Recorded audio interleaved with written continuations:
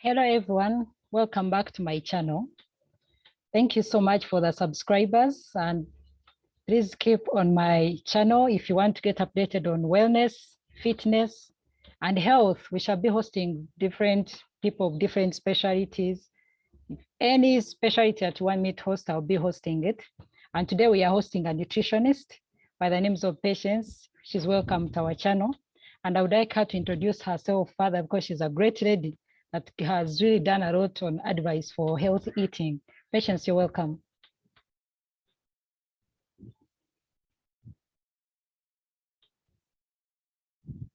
Thank you, Joanne. It's by profession.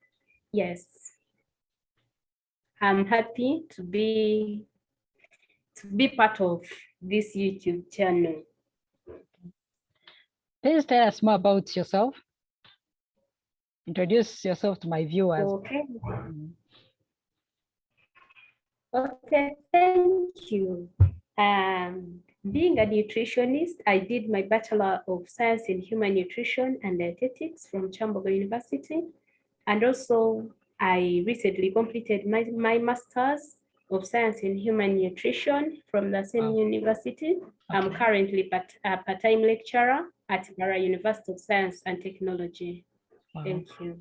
Thank you so much. You're welcome. And thank you for the time you've given us on this channel. We hope we shall learn a lot from you. So some of us who have problems with eating, I hope we shall learn from you. So my first question, these are questions that I received from my viewers about nutrition that they wanted to consult about. And one was, who is a nutritionist? How would you define a nutritionist to my viewers? Okay, thank you. A nutritionist is a person who has knowledge and skills on nutrition, their relationship and impact on health. Okay. Yes, a nutritionist advises people on healthy eating, on living an active and healthy lifestyle. Basically, that is a nutritionist. Okay, so what are roles of these nutritionists to the entire population? Okay. Nutrition is a multidisciplinary science or branch of science. Therefore, we carry out a lot of roles. Number one, we carry out nutrition assessment to individuals to rule out the different nutritional health problems or to find out their nutritional status. Yes, when I say assessments, I mean we carry it out in four ways. There is a data assessment whereby I ask you, you tell me what you've been feeding on over time, over a given period of time. Then there is clinical. These are the clinical signs that a person presents with as they come to approach you on the guidance. Then there is also,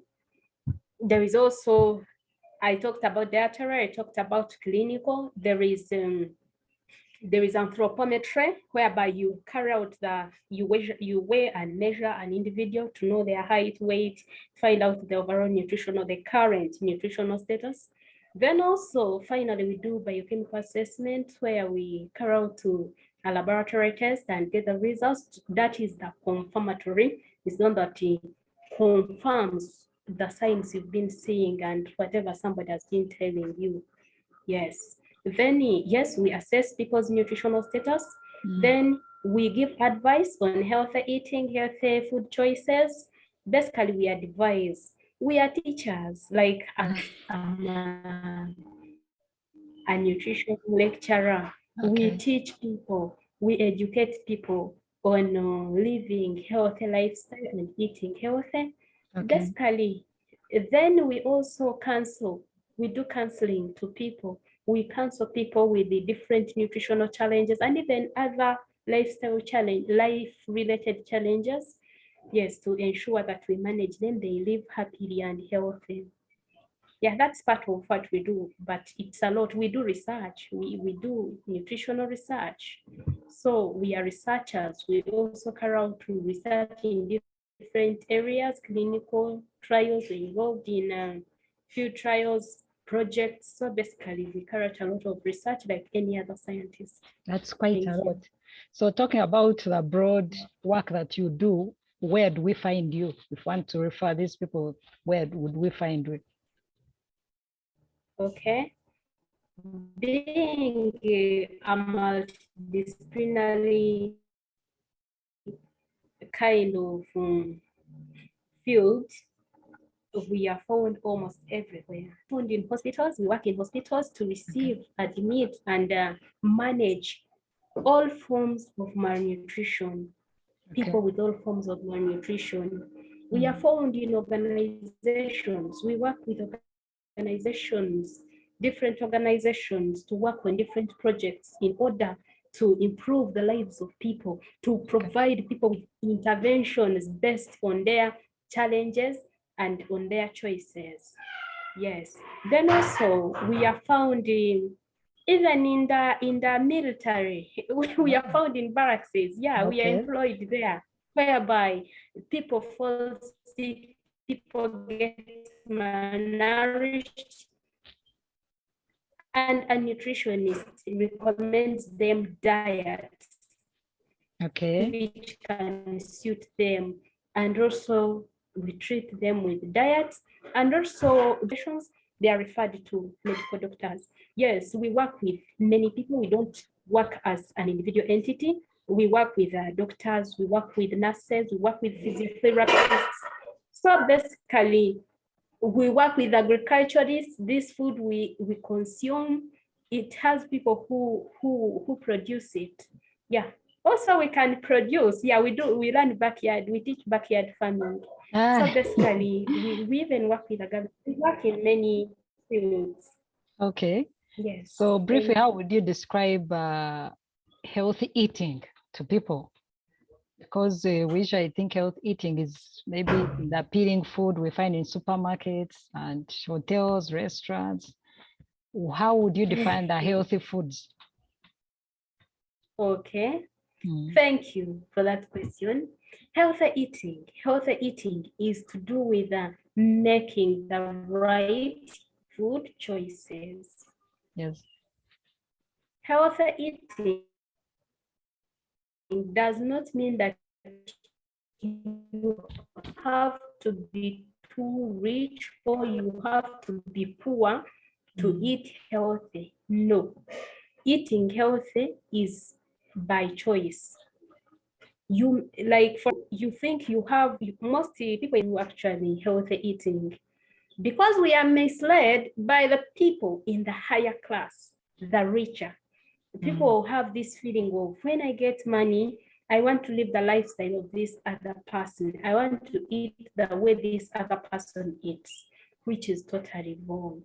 You can eat healthy no matter how much we have. Eating healthy, I mean, you have to do more of fruits and vegetables.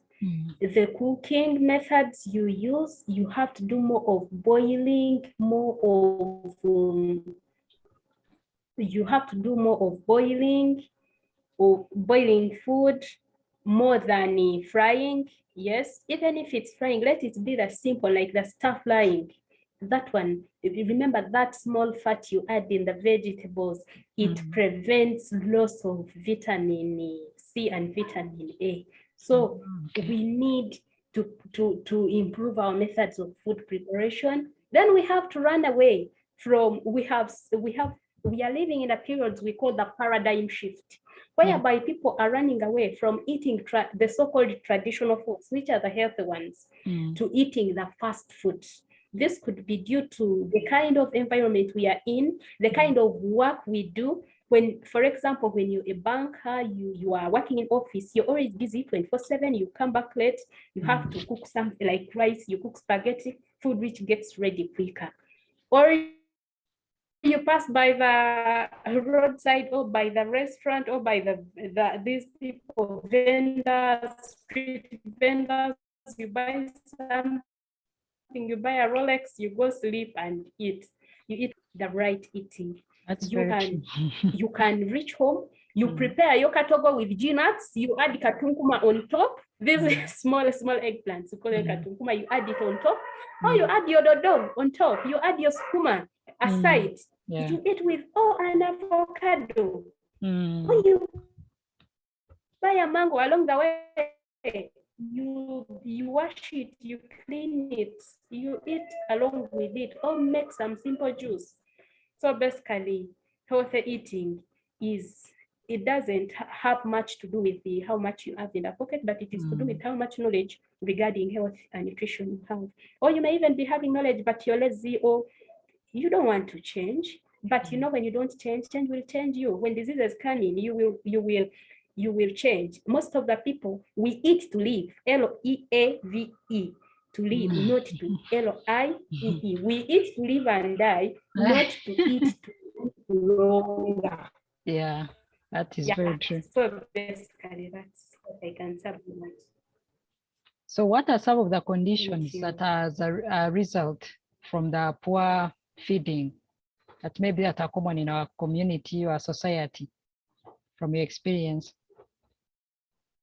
Some of the conditions, there are very many. They are very many. We categorize them as the non-communicable diseases. Yes. We have high blood pressure. We have type 2 diabetes. I'm not talking of type 1. Type 1 is to do with genetics. You inherit it. Type 2 diabetes, so long as you hit 30 years, you get diabetes, that is type 2. Then there is gestational diabetes, the one people get when they are pregnant. When you get gestational diabetes when you're pregnant and after delivery, you don't work on your diet, you're liable to suffer from type 2 diabetes. It continues, it becomes type 2 diabetes. Then we have overweight and obesity. We have overweight and obesity. We have heart disease. We have stroke. certain cancers. It is believed that certain cancers, most cancers, are as a result of poor eating. Yes, we have stroke. So basically, most of the non-communicable diseases, they are as a result of poor feeding. We call it unhealthy eating. Yes, you see, even during COVID, we were advocating for nutrition. They were emphasizing us to eat fruits, vegetables. Actually, during that period, personally, I was heavy. During the lockdown, I was pregnant, but I thank God I did not. I don't know if I actually got COVID because, you know, it was all through and I was staying in Kampala. So I have a feeling I could have got it, but my lifestyle, I always take juice, I take fruits, I take vegetables, and that can help out. Wow. Even if you get sick, you don't go down so much. So they boost your immunity. Almost yeah, you have to boost your immunity. Yeah. So how do we make food appealing? Because you're talking about fruits, vegetables, those small eggplants, but sometimes it doesn't appear appealing and appetizing. How do we make it appealing so that it can stimulate our appetite? Oh, okay. How do we make food appealing?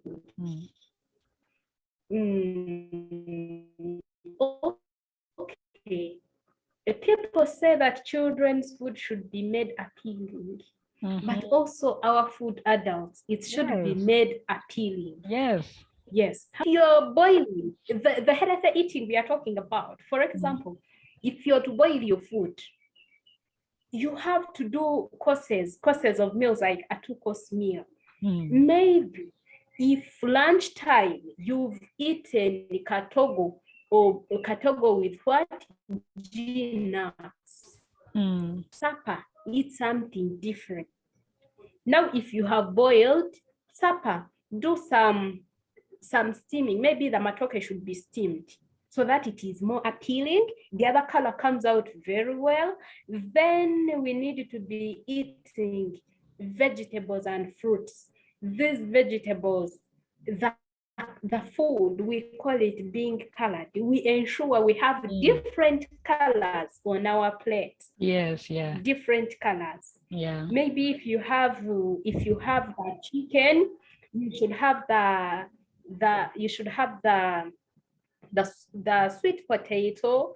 Then you should have color aside. You should have a mango. You should have an orange. Like you should have juice, so that even if this is the food that you seem not to like, it is more appealing. You're likely to love it, because for children, for example, my baby, when I make his food, I make like Irish. I put an egg yolk. It is yellow and very colored. Then I put some. Yeah, I put some.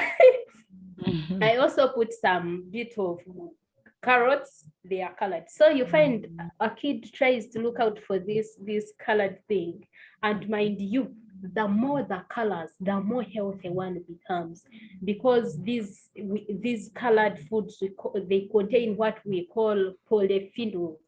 Polyphenols, these are foods that contain chemicals which are proved to be beneficial to human health, to our health. Okay. Yes. So we make sure we eat different foods at different sittings.